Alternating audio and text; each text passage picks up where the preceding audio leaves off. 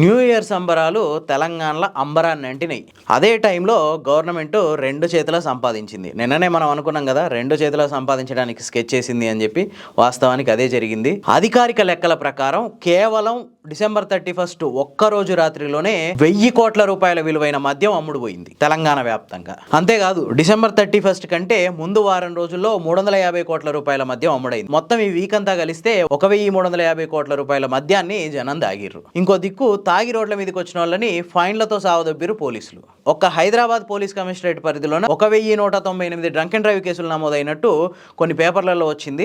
ఇక సైబరాబాద్ కమిషనరేట్ పరిధిలో 928 కేసులు, మల్కాజ్గిరి కమిషనరేట్ పరిధిలో 605 కేసులు నమోదైనాయి. ఈ ఓన్లీ ఈ 3 కమిషనరేట్ల పరిధిలో నమోదైన కేసులు మాత్రమే. ఇక జిల్లాల్లో గ్రామీణ ప్రాంతాల్లో ఎన్నైనాయో లెక్కే లేదు. ఇందులో యావరేజ్గా ఫస్ట్ టైం దొరికిన వాళ్ళు ఉంటారు, సెకండ్ టైం దొరికిన వాళ్ళు ఉంటారు, ఇట్లా రకరకాల కేసులు ఉంటాయి.